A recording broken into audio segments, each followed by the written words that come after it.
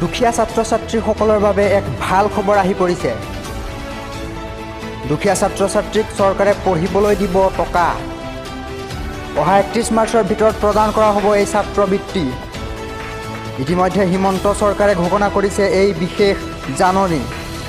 বৰ্তমান আবেদনকাৰীৰ অভাৱত 26,000তেই এই বৃত্তিৰ সীমাবদ্ধতা।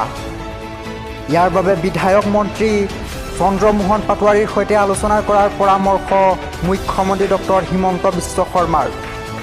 সংখ্যালঘু শিক্ষাৰ্থীক ধন প্ৰদান কৰিব হিমন্ত বিশ্ব শৰ্মাৰ চৰকাৰে, অৰ্থাৎ শিক্ষা গ্ৰহণ কৰিবলৈ দুখীয়া সংখ্যালঘু ছাত্ৰ ছাত্ৰীসকলক ধন প্ৰদান কৰিব চৰকাৰে। অহা 31 মাৰ্চৰ ভিতৰত প্ৰদান কৰা হ'ব এই সংখ্যালঘু ছাত্ৰবৃত্তি। প্ৰায় 26,000 শিক্ষাৰ্থীক প্ৰদান কৰা হ'ব এই বৃত্তি। আবেদনকাৰীৰ অভাৱত 26,000তেই সীমাবদ্ধ এই বৃত্তি। আৰু ইয়াৰ বাবে ডক্টৰ হিমন্ত বিশ্ব শৰ্মাই বিধায়ক মন্ত্ৰী চন্দ্ৰমোহন পাটোৱাৰীৰ সৈতে আলোচনা কৰাৰ পৰামৰ্শ দিছে। আমি এই মুহূৰ্তত আপোনালোকক জনাই আছোঁ, সংখ্যালঘু ছাত্ৰ ছাত্ৰীসকলৰ বাবে এক ভাল খবৰ আহি পৰিছে। সংখ্যালঘু শিক্ষাৰ্থীক ধন প্ৰদান কৰিব হিমন্ত বিশ্ব শৰ্মাৰ চৰকাৰে। অৰ্থাৎ সংখ্যালঘু ছাত্ৰ ছাত্ৰীসকলক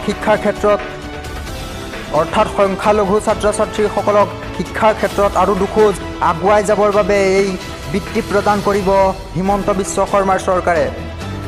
অহা 31 মাৰ্চৰ ভিতৰত প্ৰদান কৰা হ'ব এই বৃত্তি। ইতিমধ্যে প্ৰায় 26,000 শিক্ষাৰ্থীক প্ৰদান কৰা হ'ব এই বৃত্তি। তাৰ বাবে আবেদনকাৰীৰ অভাৱ আৰু তাৰ বাবে 26,000তেই এই বৃত্তি সীমাবদ্ধ হৈ আছে। ইতিমধ্যে হিমন্ত বিশ্ব শৰ্মাই বিধায়ক মন্ত্ৰী শ্ৰী চন্দ্ৰমোহন পাটোৱাৰীৰ সৈতে আলোচনাত বহাৰ পৰামৰ্শ আগবঢ়াইছে।